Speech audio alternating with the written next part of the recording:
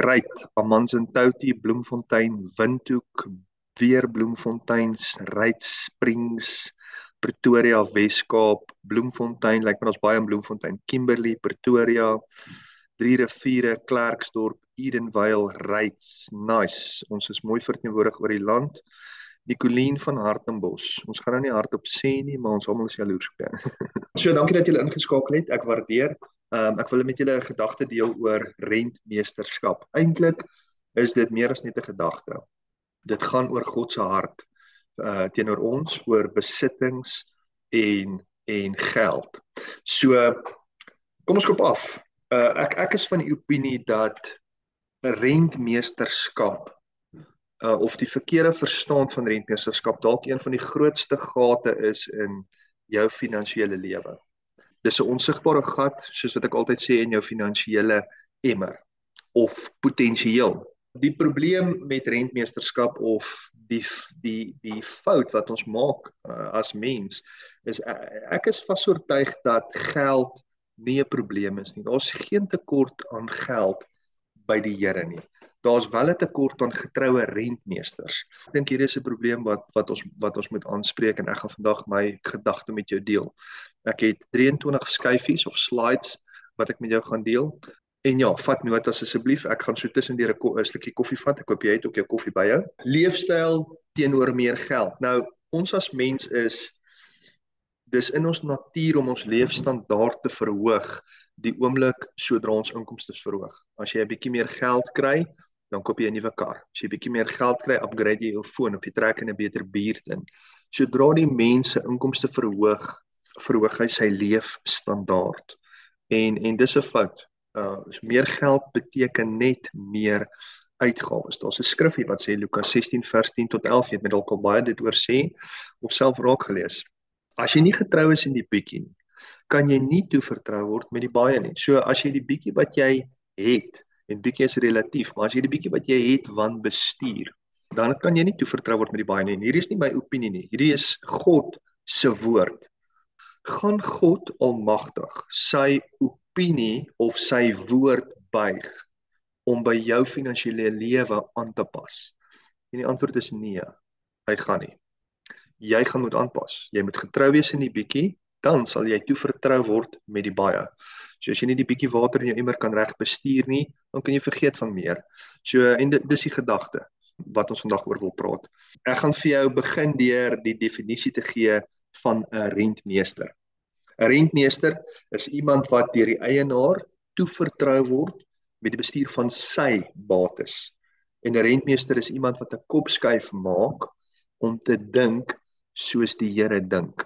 Ons gaan nou kyk oor waar pas die wêreld in en hoe ons groot geword of geïndoktrineer is, maar dis om 'n kopskuif te maak, om te dink soos die Here dink. Verder, 'n rentmeester erken God as die eienaar, hy gee eienaarskap op en hy onderwerp al sy planne en besluite aan die Here. Dit is die definisie van 'n rentmeester. 'n Rentmeester is verder om geld in hierdie wêreld op 'n ander manier te bestuur en bestee. In Johannes 17 vers 16 staan daar ons is in hierdie wêreld, maar ons is nie van hierdie wêreld nie. Ons is nie veronderstel om ons verhoudings, ons huwelike, ons finansies, ons besighede, enige iets te bestuur soos die wêreld nie. Ons is in hierdie wêreld, maar ons is nie van hom nie. Ons is geroep om God se koninkryk beginsels hier te implementeer en daarvolgens te leef. So, as jou besigheid lyk soos die wêreldsin, of as jou verhouding lyk soos die wêreldsin, is jy uit lyn uit met God se wil. Ons is nie veronderstel om ons geld te spandeer soos hulle nie. En dit is in Johannes 17 vers 16. Verder, 'n rentmeester begin by die wete dat alles aan die Here behoort. En ons gaan nou diep in die skrif ingaan en ek gaan vir jou wys wat God toe hy ons mandaat vir ons gegee het, wat hy bedoel het met rentmeesterskap en hoe ons inpas by sy wêreld en sy reëls en sy aarde. So die begin is om te weet dat God die eienaar is van alles. My vraag aan jou is, en jy hoef nou nie 'n comment te tik nie, maar jy kan jouself eerlik afvra, sien ek myself as die eienaar of is God die eienaar? Ek praat nie van wat op jou titelakte staan nie. Ek weet jou naam is geregistreer by die aktekantoor en ek weet op Cipro se CIPC dokument is jy 100% aandeelhouer of direkteur. Ek praat nie daarvan nie. Ek praat van in jou hart voel jy dat omdat jou naam op hierdie dokumente is jy die eienaar of is God die eienaar? Kom ons kyk na wat die Bybel sê. Ek is by Psalm 24 vers 1 en ek haal dit net so aan. Hier is nie my opinie nie, hier is die woord van God. Psalm 24 vers 1 sê, die aarde behoort aan die Here, die volheid daarvan, die aarde en alles wat daarop is, die wêreld en die wat daarin woon.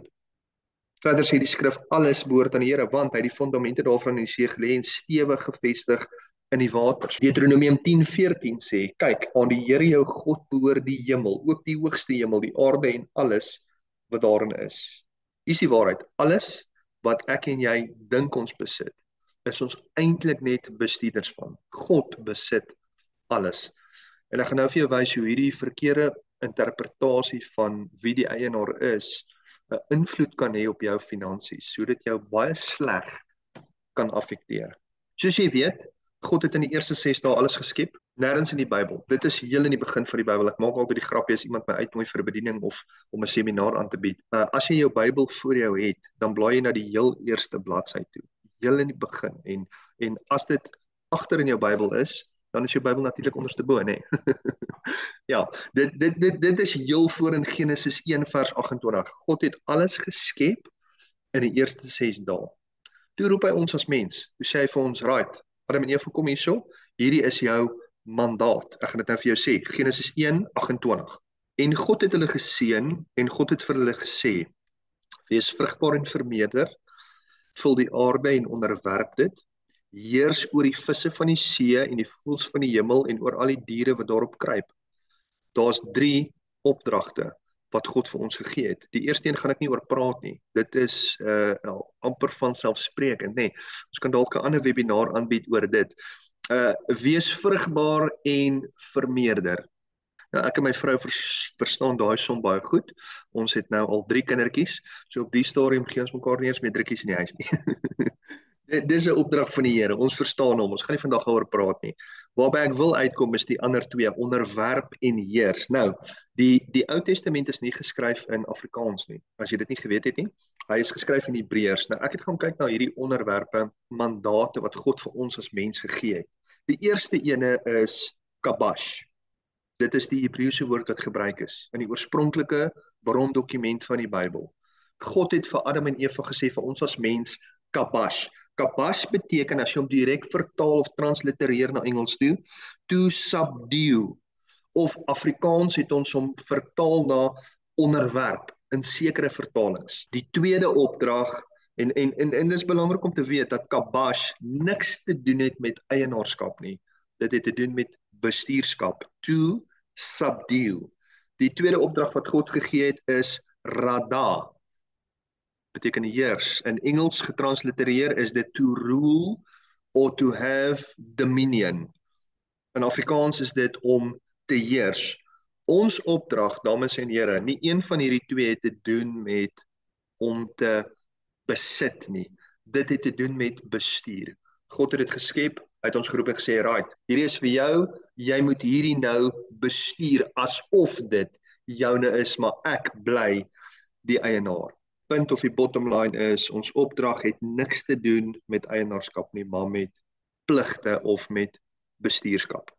Ons opdrag kan baie gesien word soos die van 'n president. Ons stel elke 5de jaar 'n president aan van die land gaan stem. Ons kies iemand, selfs soos Amerika, hulle het dit nou gedoen, hulle het vir Donald Trump ingestem. Dis 'n bestuurder van 'n land.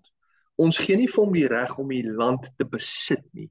Ons gee vir hom perke, ons sê vir hom, right, hier is jou stukkie grond, vir die volgende termyn kan jy dit en dit doen. Dit is die riglyne waarvolgens jy hierdie stukkie grond moet bestuur. Baie keer verwar die bestuurder sy amp. Hy dink omdat hy aangestel is as bestuurder van 'n land of van 'n organisasie of van 'n eiendom of oor mense, hy besit hulle. Ons kry dit in presidente. Wat noem ons 'n president wat sy amp verwar?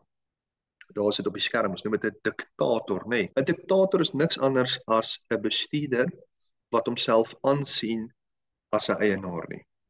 En dit is 'n probleem. Gaan kyk na elke land in die geskiedenis van die wêreld waar 'n bestuurder sy amp verwar het. As 'n bestuurder sy amp verwar, volg finansiële chaos. Dis die reëls van die lewe. Dis die wette. Ek het dit nie opgemaak nie. Dit is hoe dit is. Kyk na suide van Sudan, gaan kyk na Oos-Duitsland. $1 miljard gekos om Oos-Duitsland op te ruim na 'n diktatorskap. Saddam Hussein, gaan kyk in die suide van Amerika. Net hier langs ons in Zimbabwe.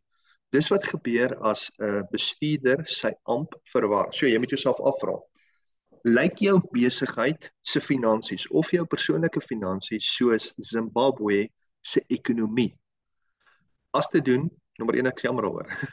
Nommer 2, die probleem is nie die hoeveelheid geld nie. Dis nie die onvermoë van God om geld in jou emmer te sit nie.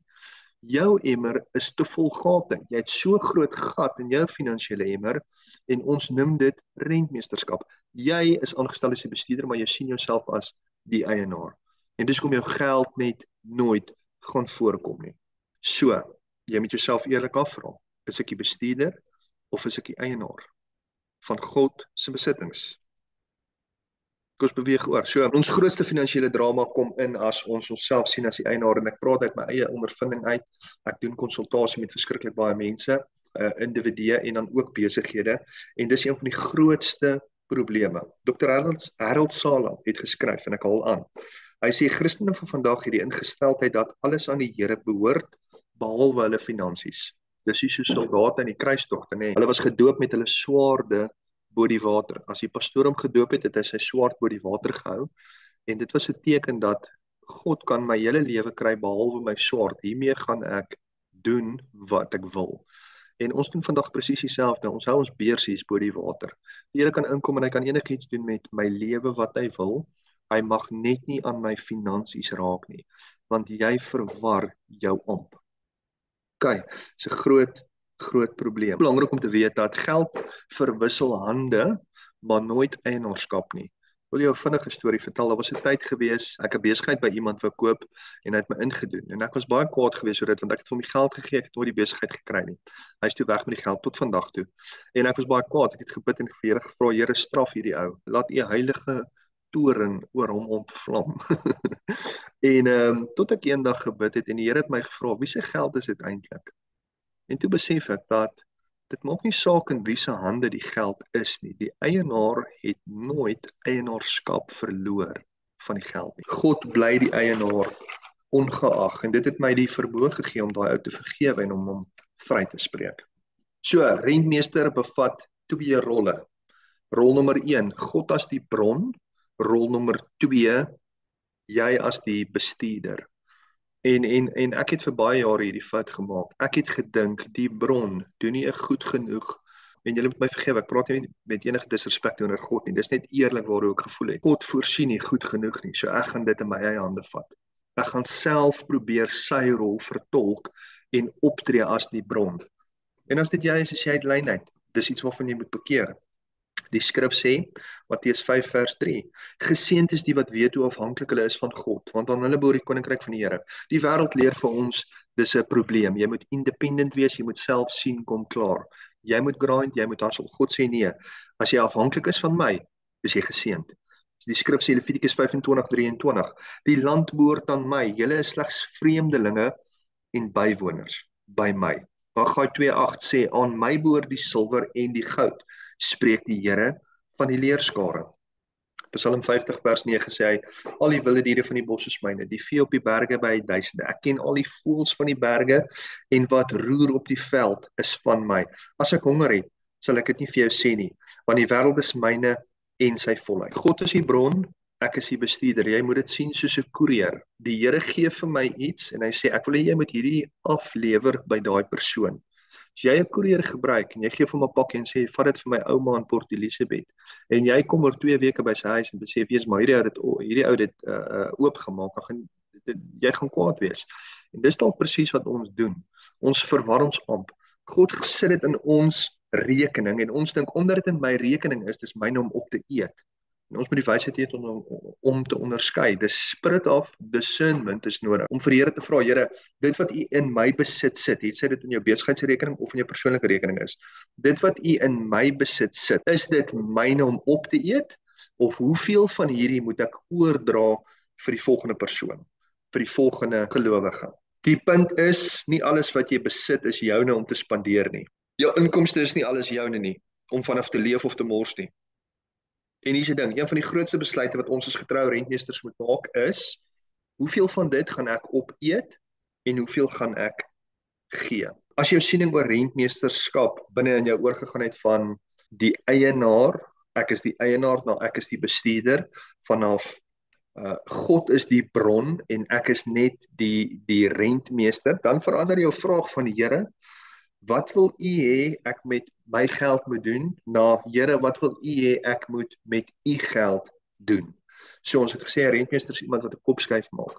So nie net gaan jou gedagtepatroon moet verander nie, maar jou vraag gaan verander. Die gebede wat jy bid, is nie meer Here seën my nie, is Here, wat moet ek doen met die geld wat U aan my toevertrou het? Ek glo in die beginsel van tiende en dis 'n webinar heeltemal op sy eie, maar dit gaan nie net oor om 10% vir God te gee nie. Dis nie jy betaal hom af of gee vir hom iets wat hy wil hê nie. God besit alles.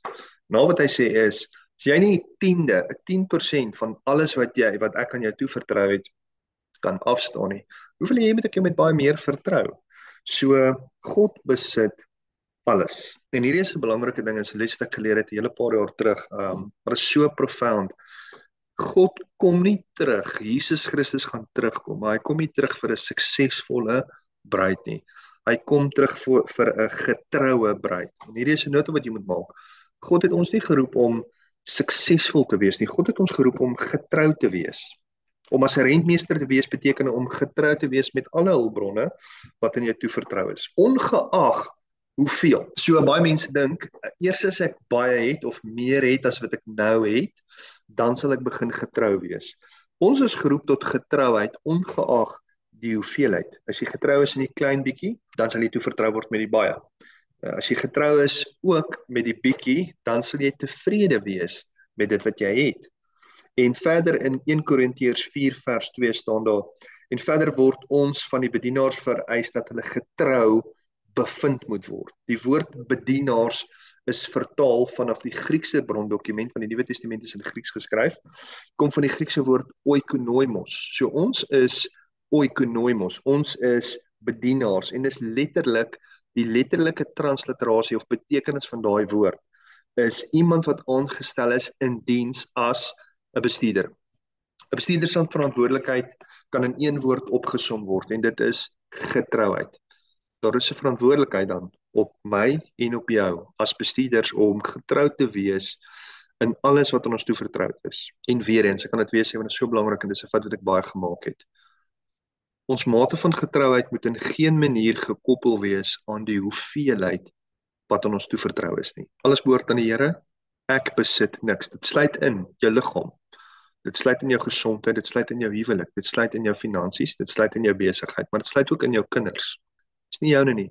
God het dit, dis syne. God het dit vir jou gegee om te bestuur. Hy het dit in jou bestuur toegepas. En ek is die bestuurder dan van die afgemeete hoeveelheid. En hier is 'n nota wat jy kan maak. Alles word aan ons verleen vir 'n tydperk om te geniet. Daar's 'n beginsel wat sê, this too shall pass. Ek wil nie net op 'n Zoom meeting klim en vir jou sê, jy doen hierdie en hierdie verkeerd nie. Ek wil net vir jou wys dat rentmeesterskap potensieel 'n groot gat kan wees in jou finansiële emmer. Ek wil vir jou oplossings bied vir as jy voel in jou hart jy is uit lynheid met God se wil ten opsigte van rentmeesterskap. Nou, dit het niks met my te doen waar jy staan, hoe jou hart voel oor jou besittings nie of God se besittings wat in jou besit geplaas is nie. Dit het niks met my te doen nie, maar as jy voel ek is uit lynheid, Here, my finansies lyk soos Zimbabwe se ekonomie. Here, ek het u besittings verkeerd bestuur. Dan is daar 'n paar goeders wat jy moet doen. Nommer 1 is jy moet bely en bekeer. Jy moet wegstap van wat jy doen. Jy moet besef dis verkeerd en dis so eenvoudig soos bely en bekeer. Dan is daar 4 oplossings om rentmeesterskap in jou lewe te herstel. 4 dinge wat jy kan doen. So kom ons kyk na hulle. Die eerste ene is gehoorsaamheid aan God. Daar's 'n skrif, 1 Samuel 15 vanaf vers 22 tot 23. Dit sê gehoorsaamheid is beter as offerandes Maar die teenoorgestelde van gehoorsaamheid is ongehoorsaamheid. En in my Bybelse vertaling sê hy wederstrewigheid. Wederstrewigheid is nie 'n woord wat ons baie gebruik in vandag se tyd nie, maar wederstrewigheid beteken niks anders as ongehoorsaamheid nie. In die Engels praat hulle van rebellion. As jy die Engelse Bybel lees, hy sê gehoorsaamheid is of ongehoorsaamheid eerder is rebellion. Hier is die probleem. Rebellie of wederstrewigheid of ongehoorsaamheid is net so erg soos waarsêery. Dames en here, is nie iets wat ek opgemaak het nie, hier is nie iets wat ek uitgedink het nie. Hierdie is God se onveranderbare woord. Sy woord is vas.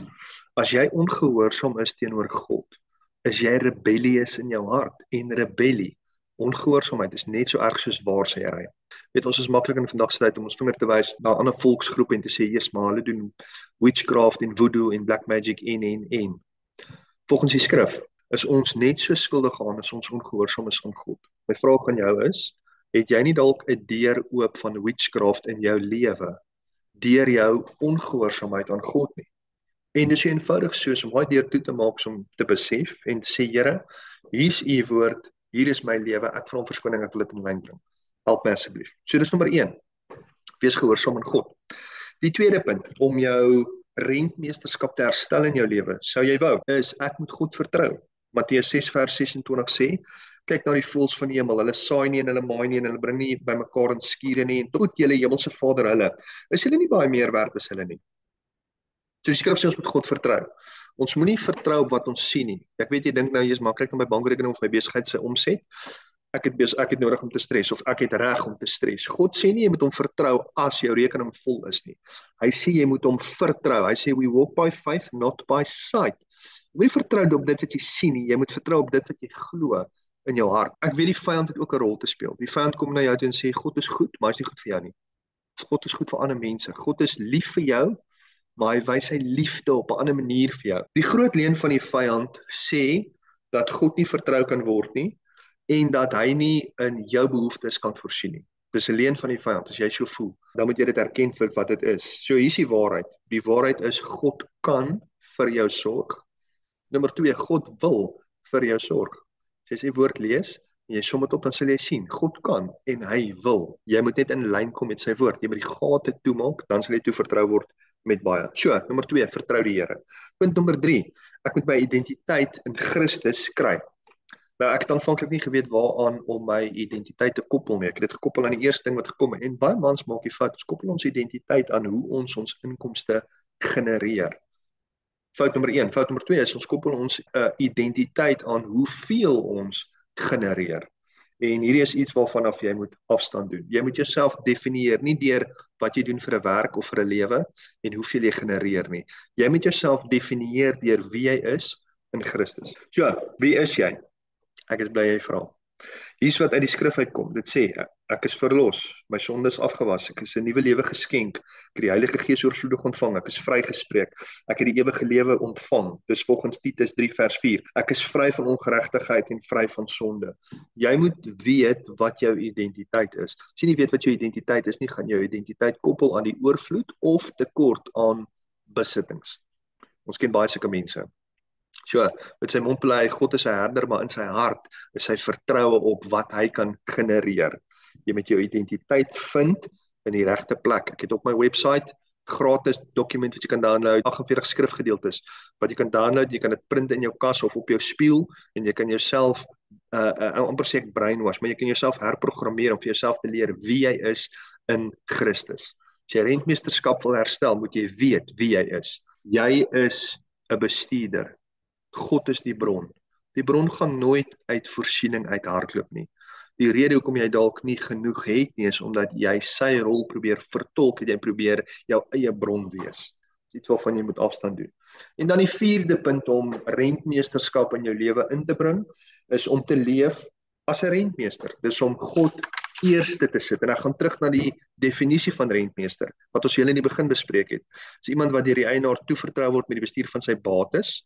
Is 'n rentmeester is iemand wat 'n kopskuif maak om te dink soos die Here dink.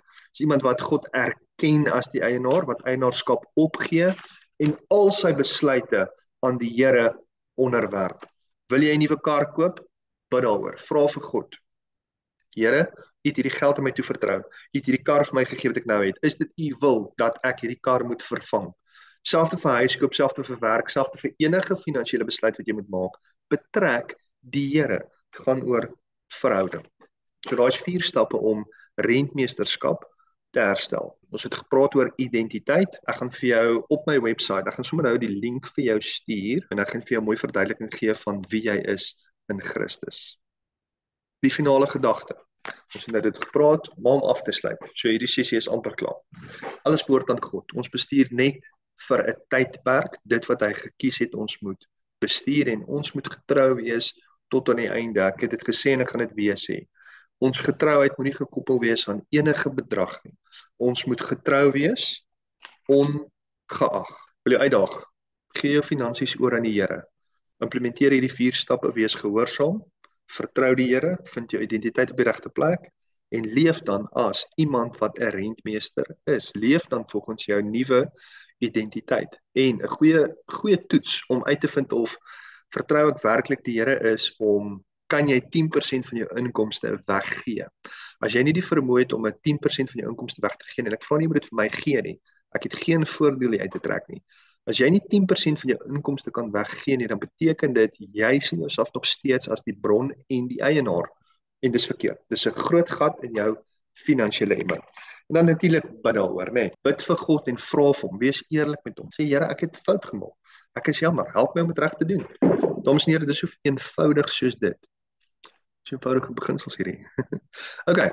Dit is die seminaar oor rentmeesterskap en dan wil ek jou uitnooi. Ek het 'n breakthrough bundle, soos wat ek dit noem.